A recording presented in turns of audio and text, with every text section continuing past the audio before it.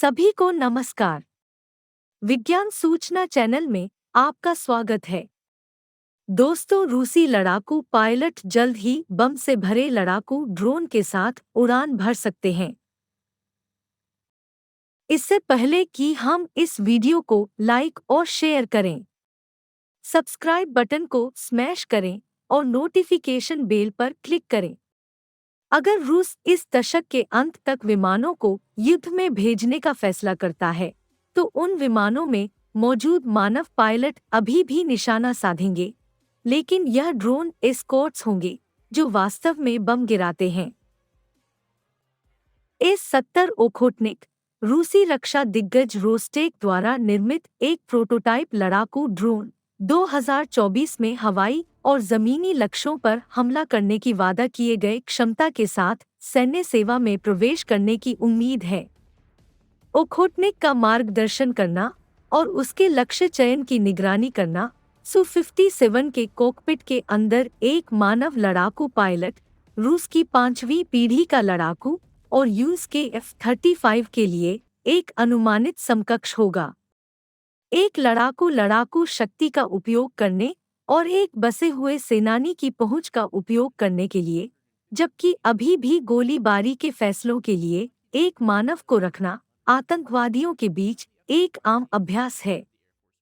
यदि यह वादे के अनुसार काम करता है, तो इसका मतलब है कि यह अवधारणा संयुक्त राज्य या उसके सहयोगियों की सेना तक सीमित नहीं होगी। ओस्टोटनिक का उत्पादन करने वाले रोस्टेक के विभाजन को यूनाइटेड एयरक्राफ्ट कॉरपोरेशन कहा जाता है और टेस ने 25 मार्च को सूचना दी।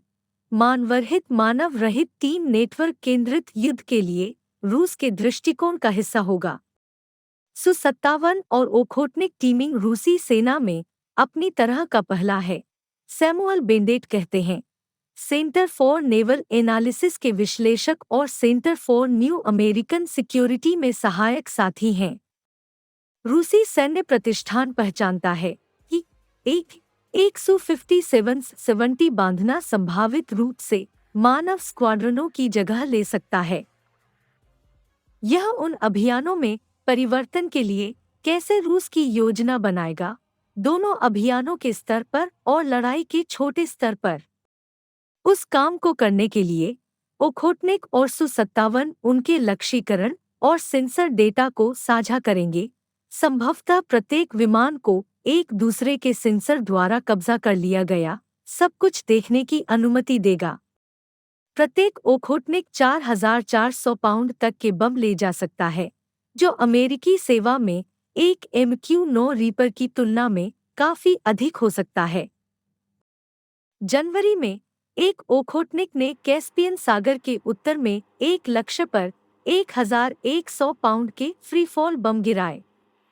रक्षा मंत्रालय ने इस परीक्षण का वर्णन इस रूप में किया है कि ओखोटनिक की नेविगेशन प्रणाली की सटीकता सटीक निर्देशित हथियार के करीब थी।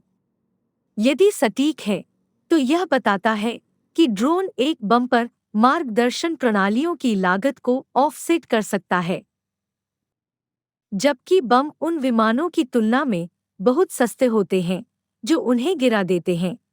अबाधित फ्रीफॉल बम और गाइडेड मुनिशन के बीच लागत अंतर कम होता है।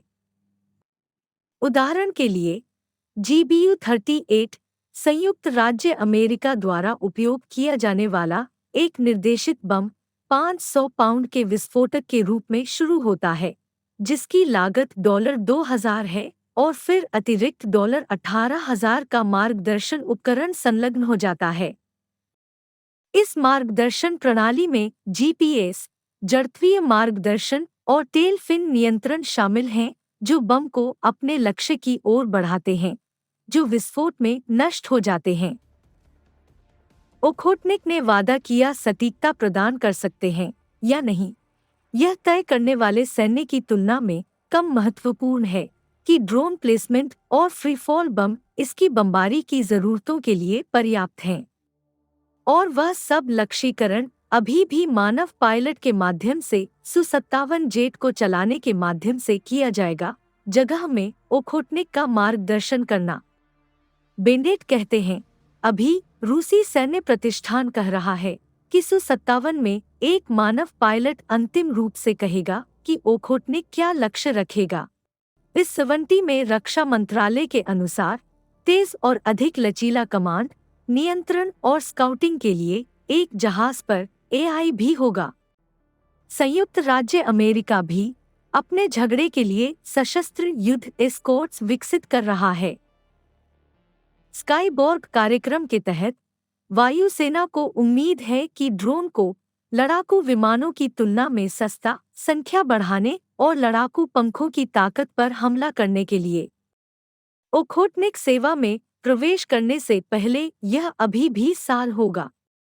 यह ऐसा करने के लिए रूसी सेना के एक बड़े धक्का के हिस्से के रूप में अन्य राष्ट्रों द्वारा इस्तेमाल किए गए ड्रोन की ताकत को पूरा करने और मेल करने के लिए करेगा। इसका अर्थ है विद्रोही और अनियमित समूहों पर सटीक प्रहार, साथ ही साथ अन्य उन्नत उग्रवादियों के साथ संभावित संघर्षों में उपयोगी मशीनें। और रूसी सेना सितंबर से नवंबर 2020 तक आर्मेनिया और अजरबैजान के बीच लड़ी गई नागोर्नो-कराबाख युद्ध में निभाई गई ड्रोन पर विशेष ध्यान दे रही है। रूस की सबसे बड़ी रक्षा कंपनी रोस्टेक ने इस साल दावा किया कि सीरिया में इसके 2 लुभावने मुनकुब और लैंसेट का परीक्षण अनुकूल परिणामों के लिए किया गया था। तो यह देखते हुए कि रूस नागोर्नो-कराबाख युद्ध के परिणाम से कितना चिंतित है, हम रक्षा मंत्रालय से इन कामिकेज ड्रोनों का अपेक्षाकृत जल्द अधिग्रहण शुरू करने की उम्मीद कर सकते हैं। उन्नत सेंसर में विकास, ड्रोन स्वायत्तता और रिमोट कंट्रोल में आसानी सभी भविष्य के युद्ध के रोबोट को आकार देंगे। रूस, संयुक्त राज्य अमेरिका और अन्य देशों की तरह कार्य करता है भविष्य में रोबोट सेंसर, एयरफ्रेम और डिलीवर किए गए हथियारों के लिए योजना बनाना सभी का हिस्सा है कि लड़ाई कैसे तय की जाती है। फाइटर पायलट उड़ान के सभी कामों के अलावा अब युद्ध में इन रोबोटों की देखरेख भी करेंगे। उस वातावरण के भीतर 2020 के अंत तक हमारे पास मानव ओवरसियर के साथ कॉन्सर्ट में उड़ने वाले रोबोटों के दस्ते हो सकते हैं, जो स्वचालित रूप से नीचे दिए गए लक्ष्यों की जांच कर रहे हैं और अपने पर्यवेक्षी मनुष्यों के साथ जांच कर रहे हैं, इससे पहले कि किसी को भी नीचे दुर्भाग्यपूर्ण मुक्त गिरने से मुक्त किया जा सके। देखने के लिए धन्यवाद।